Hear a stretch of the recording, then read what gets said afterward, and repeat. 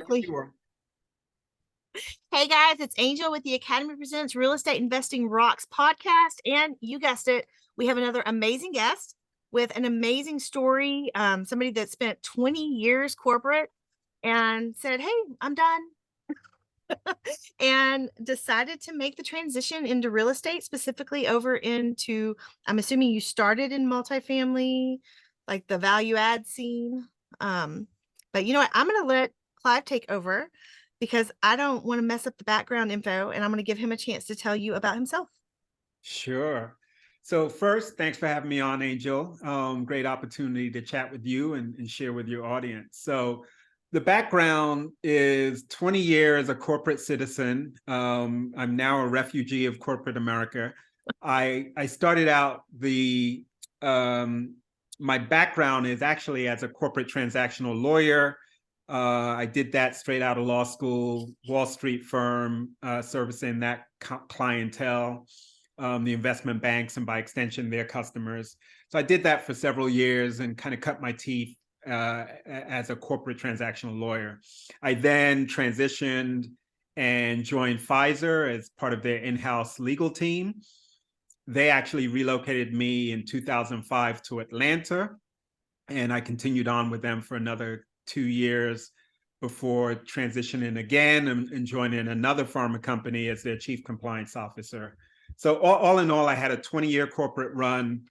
And you're exactly right. At the end of 2016, I said, if not now, when? And the question I was asking is, look, you've had this interest in real estate. You've been invested in real estate for the entirety of these 20 years, on a small scale, more hobby-like than kind of professional investment. You've always had a flirtation with being an entrepreneur.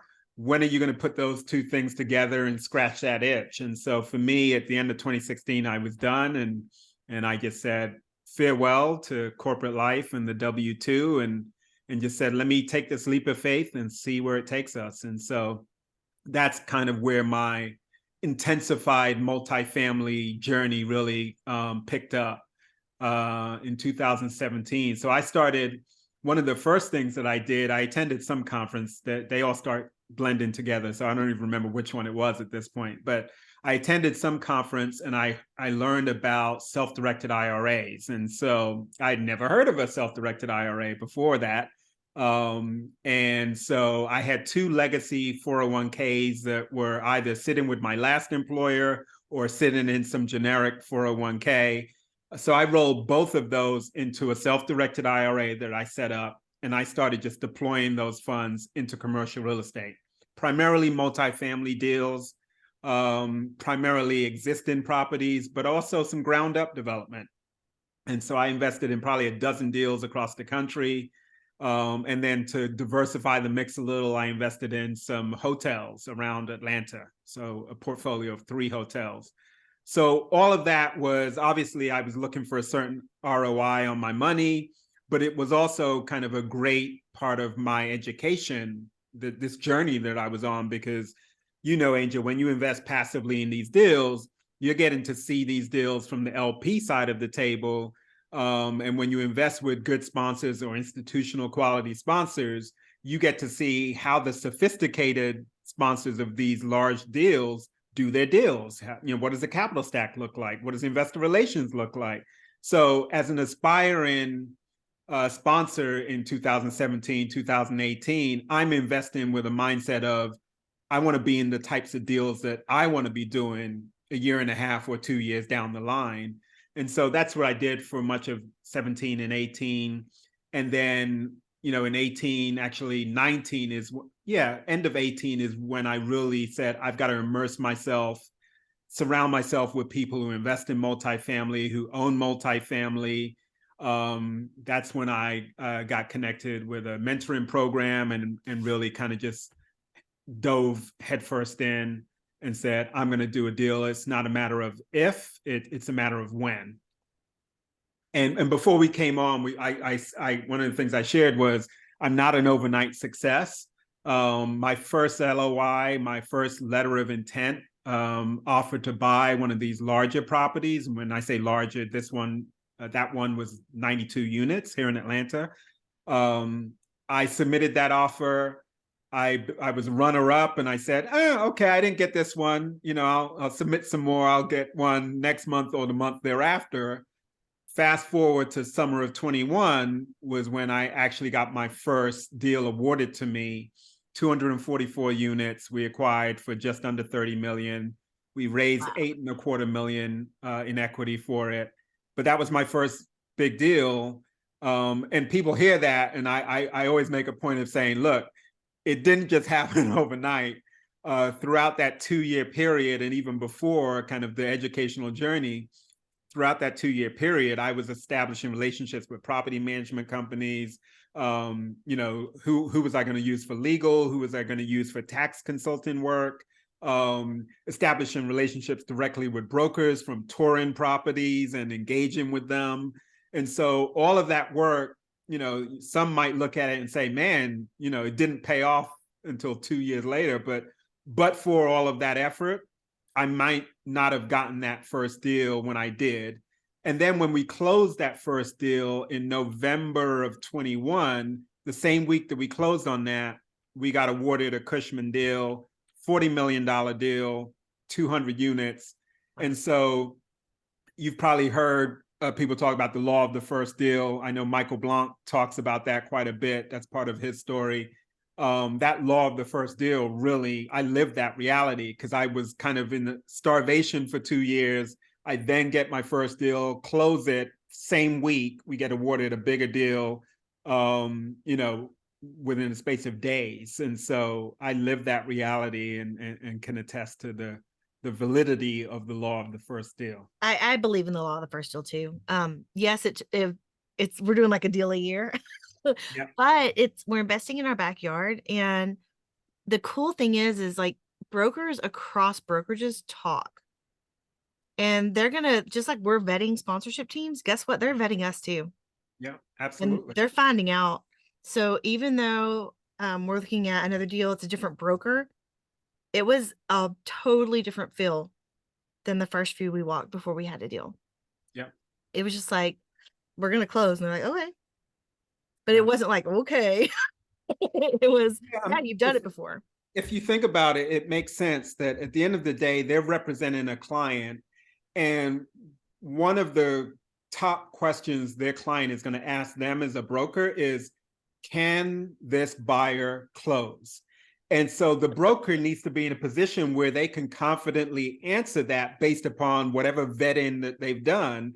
And so you're absolutely right. They are going to vet you. And so while we had not done a deal with Cushman and Wakefield before, and I should probably ask him, but I'm sure that when they got that question from their client, the seller of that second deal, they were probably able to tell them that he just closed a deal this week or last week in the same submarket, wasn't with us, but was with XYZ brokerage firm.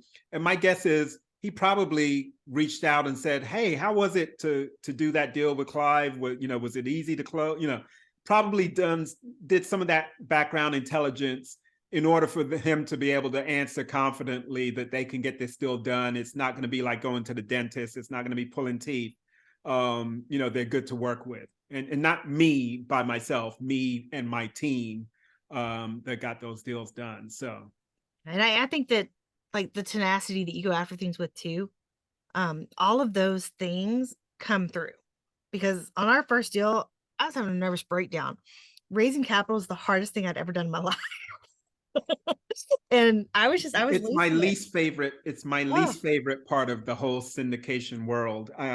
I do it, and I think I'm competent at it, but it's not the thing that I'm most drawn to and feel get the most pleasure out of. Because and that's part of the mindset of shifting from thinking that you're selling someone something versus sharing with them an opportunity, and that's an important distinction. And I've kind of gotten that now, but especially that first deal, I was like, oh, you mean I got to ask people to invest in my deal? And it's like, no, you are giving them an opportunity that they should be thankful for. And so, once you switch that mindset, you kind of think about it a little bit differently. But I'm not naturally the capital raiser. Well, I mean, I'm an extrovert. I love talking to people. What? No. I'm I can I'm talk your ear off. I'm shocked, Angel. I know, right? Totally outside my character. But I had a guy, we were on our way back from Thanksgiving break, and someone called me and was like, "Hey, I need to cancel out this much in taxes. Can you help me out?" Yeah, I was like, "I absolutely can." And so we sat there and just based on the cost seg estimate, which is super low, we figured out what amount he needed to invest to cancel out or potentially cancel out some of that tax liability. yeah, And his wife had become a real estate professional this past year. And so he works a W-2, but they were able to use it to adjust their taxable income. that that that's that's literally a great partnership when you can have one who is that real estate professional to offset Oh the yeah. the high income, the high W-2 income of the other partner. So it's a great recipe. Yeah, no, it's awesome. And I just thought it was super cool because like the first go round, my final list after pairing people, after taking no's and taking ghosts and pushing them away, it was 147 people that I was following up with. Yeah, And this time people were coming to me.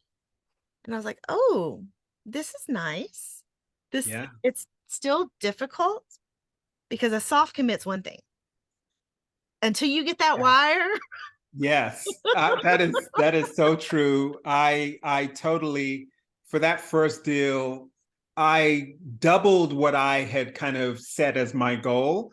But you learn, and you've learned this too, Angel, that a soft commit is just that. It's a soft commitment. Until the wire hits the account, you have no idea whether or not this person is going to come through. And so my general rule of thumb is whatever your target is, you need to raise twice that and be pleasantly surprised if you get more than 50% of the people to follow through on their commitment. Yeah, I've even heard as low as a third. Just because of the way people are a little skittish right now. Yeah. The market is definitely not what it was 2-3 years ago. So that's probably, to be more conservative is never a bad thing as a syndicator. Well, and I think it's really neat. You hit on it a little bit ago about how like your success didn't happen overnight. And one of the beautiful things for Jason and I was that we kind of started getting into multifamily about 2017. We began passively investing in 2018, and then we became active last year. So we weren't new in the space. Yeah. So we had connections, we had people we could call. And with our thought leadership platform, with the podcast and the summit and our educational, with our educational platform as well, we had positioned ourselves in a really great place where we knew a lot of people, we had a lot of amazing contacts. And so as we're going through the first deal, it was like I had a whole bunch of people I could call Yeah. when I couldn't raise. I called a certain person and you'd be like, you called him crying? What? Because I was just like, I was like babbling. I was like, I feel so desperate and I can't do this. Well, I mentioned this earlier, but the importance of realizing that you've got to lay the groundwork long before you actually need the money.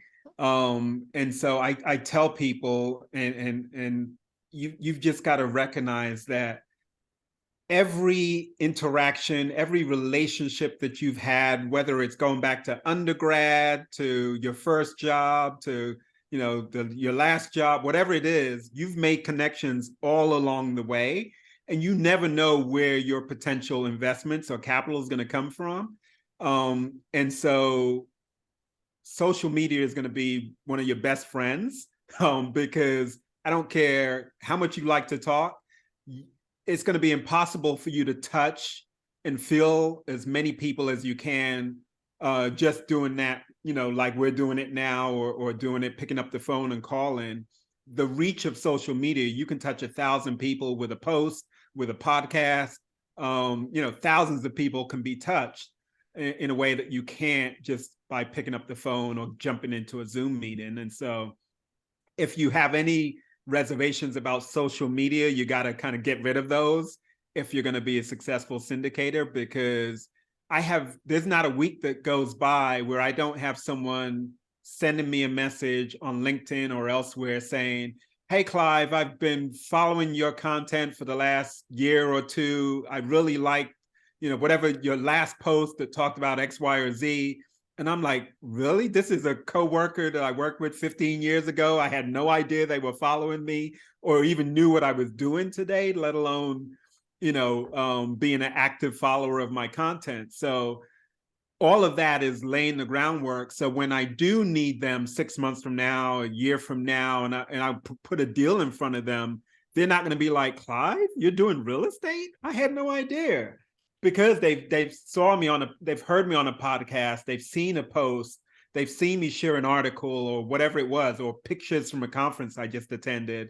And all of that is laying the groundwork so that it's not a stretch for them to say, I thought you were a corporate transactional lawyer. What's this real estate stuff you're doing? No, because they've been following that transition as it's unfolded. Yeah, no, and that's a really important point too. And it's one that I really stress when I'm talking to people. Not that I'm some super experienced capital raiser or anything like that, but I'm pretty good at relationships. Yeah. And if people, when people think of you, if the first thing that hits their mind is not, she's a real estate investor, I'm not doing my job. Yeah. Because yes, I'm an economist, which thankfully my degrees kind of relate. So I can say I'm an economist. Yeah. But I'm a real estate investor too. So I get the benefit of either one of those being pretty applicable. But my husband has his doctorate in chemical engineering. How many people think Jason Williams, they think, oh yeah, he's an engineer? Yeah. Well, I don't need them to think that. I need them to think, oh, Jason Williams, he's an underwriter for multifamily. He's an investor. He knows the numbers. And so when I'm helping people, particularly like some people in my family that have been helping and coming around to what we're doing, I'm like, you have to make sure that they don't see you as anything other than a real estate investor, because putting money with someone, that's huge trust. And why do they think an engineer is going to be successful? Yeah. You're an engineer, you're not a real estate investor. And so it's like what you were saying, you're a lawyer, not a real estate investor. So probably the number one thing you have to do during this time that you're laying your groundwork is make sure people see that you are investing in real estate and you're successful with it. And it's been your side hustle for years. I mean, however you have to play it off, Yeah. but people need to know that you are in that game and you're in that space, or they're going to be less likely to put their money with you. Yeah. And people close to me or people I've worked with over the years, throughout that 20-year corporate career, I had always been invested in real estate. From my first duplex investment in Florida in 1999, I'm working in New York City. Mm-hmm. My parents had retired to Cape Coral, Florida. So, I said, okay, let me go buy this duplex. I basically opened up a checking account. I put my parents' name on it.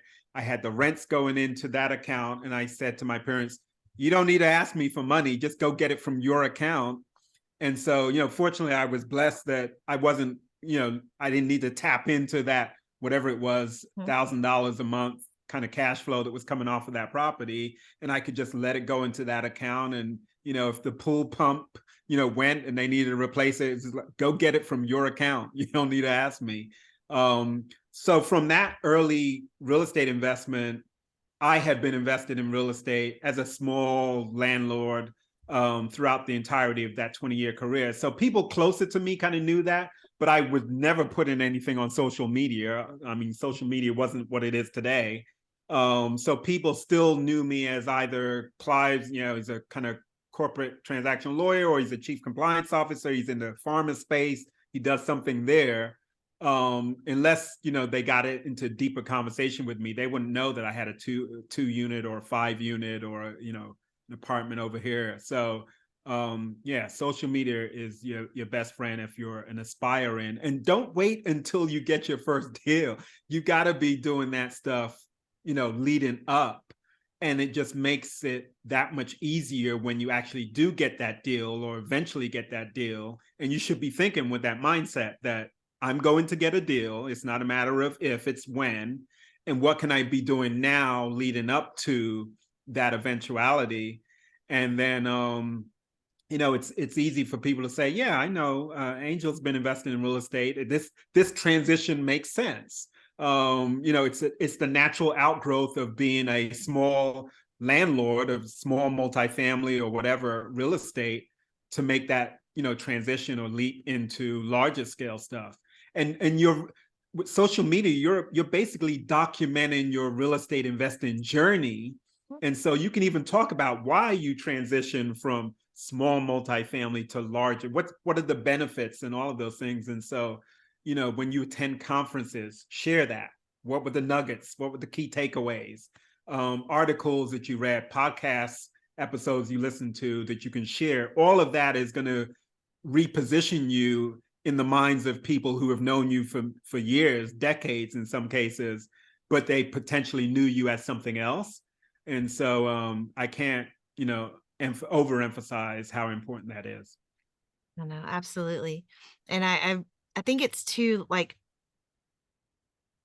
people have a tendency to kind of verbally vomit on people. They meet and they're like, deal numbers, deal numbers. And it's like, ooh. And so Big something that turnoff. works, one of the things that works for me is I am way more focused on developing what I call a more than a handshake relationship. And that's where I tell people, like, if you can figure out how you remember stuff, you can make your brain this super warehouse of information. So when you meet somebody again, you can remember what conversation you ended with. And so you have that continuity of story. Maybe you remember that their kids play tennis, or that when they go to do a walkthrough or go look at a new property, they find the best or the highest rated barbecue joint in that city. And then they compare city to city with barbecue joints. Or it's just, you remember, for me, I remember those weird kind of things, right? Yeah. And so I'm building a more than a handshake relationship. I prefer a friendship way before I ever consider that person to be an investor, because I want to make sure that we're okay. Because when you get into a deal, you're in a deal for a long time. And if there are ups and downs, I'm going to be able to handle ups and downs with someone that I consider a friend a whole lot better than someone that told me I was going to get these massive numbers and I'm not getting them now. Yeah, no, that's an interesting concept, because I take that same approach with respect to partnering. And so I talk about these deals as being a 3 to 5 year marriage. And with what's going on in the kind of macro economy these days, you really should be thinking 5 years plus, and then be pleasantly surprised if it's less than that. But, so when we talk to our investors, that's what we're talking about, 3 to 5 years, generally speaking. And so, if you're not expecting your money or wanting your money to be tied up for that amount of time, then my deal isn't for you. But no, when I talk about partnering, I tell people, look, this is a 3 to 5 year marriage. You do not want to be in a marriage with someone who you roll over and you're like, what's your last name? You want to be in bed with someone who you have put in the time to know whether there's alignment of values, what the risk tolerance is, how do they react under pressure or under stress. And growing up, in what I would consider a lower middle income family, I know that there's nothing that places more stress on a marriage or relationship than money. And the reason that we're doing these deals, we each have our individual why and what we hope to do with what we're able to accomplish. But at the end of the day, these are businesses, and these are money generating businesses that give us an opportunity to share these opportunities and returns with those who invest with us. And so I see a lot of deals that are coming together with people who they met at a conference last month and now they're doing a deal together. And I'm like, that may work for some, it won't work for me. And another benefit of it not being an overnight success is I got to better know my prospective partners through underwriting deals, submitting offers, being a runner-up, finalist, whatever the case may be. But after 2 years of submitting offers, I pretty much knew exactly the questions that my prospective partner, or at least one or two of them, were going to ask about any underwriting I put in front of them. I knew what their risk tolerance was. I knew what their key drivers or areas of concern, based upon the age of the property. I knew I'm going to get this question from this partner. So it's really important. I've not heard it described the way that you described it, in terms of a friendship with your prospective investors, because we constantly have people who are joining our network or adding themselves to our investor database. And while I would like to think that I'm forming a relationship with them, just the numbers don't really allow for me to go beyond to that deeper level of connection that I would like to. And so you got to think about other ways that you can do that. And so, we talked earlier about the bus tour that I did recently. And so of the It's absolutely amazing, by the way. yeah, and we can certainly talk about that. But of the 55 people, I think maybe 5 or 6 of them were actual investors in deals that I've done. The others were just people in my network, people curious about multifamily, people who maybe they've done one LP investment, and this was an opportunity for them to get to know me, to network with other like-minded multifamily investors. And so events like that and things like that do deepen the connection with people you already have their trust, and then people with whom you're trying to establish that trust. And so that whole know, like, trust concept, it applies to partners, but it definitely applies to prospective investors. And so you've got to kind of do whatever you can to not only establish that, but to maintain that, and nurture that over time. Yeah, well, I mean, there's other tricks that you can use too. So, there were 55 people on the bus tour.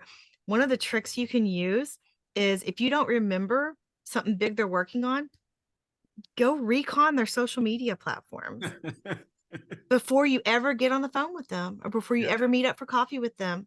And for me, I'm looking at that news feed. Like, I remembered your news feed from 2 weeks ago. But I'm looking at stuff and trying to remember something that I don't think anybody else is going to remember. Yeah. What's unique to me that I can stack on something I already remember about this person, so that when I'm talking to them, I know where to go to my head to find it. And that way it just rolls. Yeah. I think it makes the conversations easier. But if that's not your gift, recon their social media. Yeah. Find out what's going on. If, family wise, go to Facebook, see if you're friends with them on Facebook. What are they doing with their family? Because there's what's the Ford method? Like family, occupation, recreation, and dream. And so if you think about those things, there's no I in there. Yeah. You're focusing on the person. Absolutely. And you're letting that person know that that person is important to you, not their money. Yeah, no, you're absolutely right. And when I'll have I do a monthly newsletter. I'll have another one that will go out next week. And so the first, usually quarter or third of my newsletter is just talking about me and my family,